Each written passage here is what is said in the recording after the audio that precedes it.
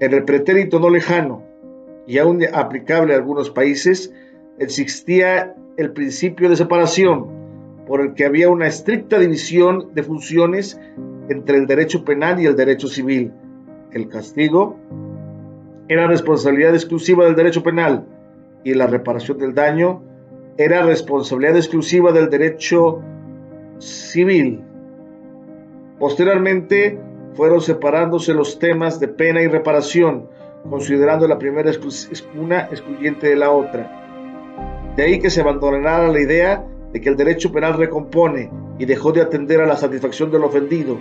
En su lugar, empezó a manejar ficciones reparatorias metafísicas como que la pena recupera la vigencia de la norma o que hay una comunicación virtual entre las normas y los miembros de la sociedad, o que la ley penal por sí sola tiene un efecto inhibidor al delincuente, etcétera, etcétera. Sin embargo, el sistema acusatorio adversativo mexicano, el principio de separación es historia, y la reparación del daño, como otras consecuencias previstas a favor de la víctima y la sociedad, todas son materia penal, ya no se dividen. El delito es entonces atiende a sus consecuencias y a los protagonistas del evento. No puede sostenerse que el restablecimiento es ajeno al derecho penal, ni desatender a las víctimas, ni a la sociedad, con el argumento de que es una idea extraña e inmadura que tiene que abandonarse. El tema es actual, es derecho vigente, y no implica la abolición del derecho penal, sino la creación de un nuevo y mejor derecho penal. Implica una clara revolución del derecho. Cuando nació solo consideraba la pena de prisión, incluso de ahí su nombre y la explicación de las teorías clásicas o absolutas de la pena, que decían que es legítimo el castigo penal solamente como una retribución por la culpabilidad.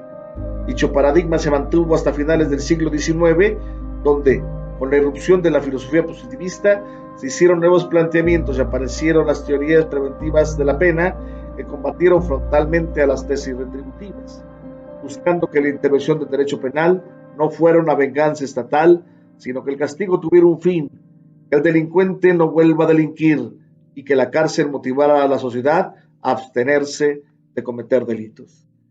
Entonces se dio la primera extensión al derecho penal, la incorporación de las penas y medidas de seguridad, pasando de un derecho monista a uno dualista o de la doble vía, haciendo referencia a la existencia de dos tipos de consecuencias jurídicas que podían aplicarse cuando se cometió un delito. Una segunda extensión del derecho penal en México fue el establecimiento de la tercera vía, la reparación del daño, lo que aún no se consolida en muchas legislaciones penales del sistema románico-germánico, donde la reparación del daño es materia de derecho civil. En México, el avance, al menos en el plano teórico, es mayor. La reparación del daño es una sanción penal principal y tiene sus reglas propias y diferentes a las del derecho civil y se aplica conjuntamente con los demás castigos en una sentencia.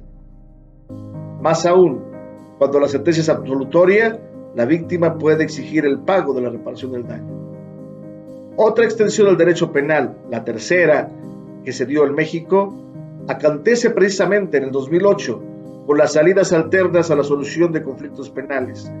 Esta evolución del derecho penal derriba paradigmas teóricos como el funcionalista normativista, que consideraba las penas como un elemento neurálgico del derecho penal y único medio de posibilitar el orden ante el conflicto social. Los cambios destrozaron los argumentos usados en el pasado y obligan a una necesaria pregunta. ¿La definición clásica de derecho penal es válida para la actualidad mexicana? Y la contundente respuesta es no. De tal suerte, el derecho penal se ha extendido, ha ampliado sus consecuencias jurídico-penales y esta evolución nace e implica un necesario reanálisis del edificio conceptual, comenzando con asumir un nuevo concepto del derecho sustantivo y segundo, definir la teoría de las consecuencias jurídicos penales para saber cómo es este nuevo derecho penal y sus propósitos.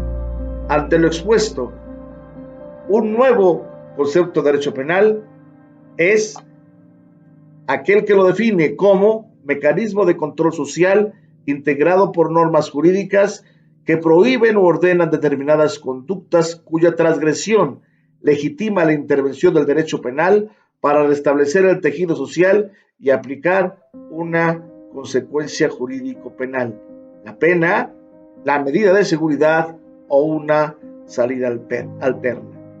Sus características son que tiene el carácter mixto entre el derecho público y derecho privado. Segundo, es un mecanismo de control social. Tercero, establece las conductas delictuosas. 4, interviene en casos de incumplimiento de las normas sociales.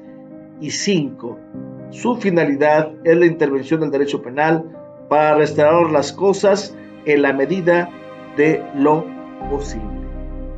Esto es un nuevo concepto de derecho penal sustantivo.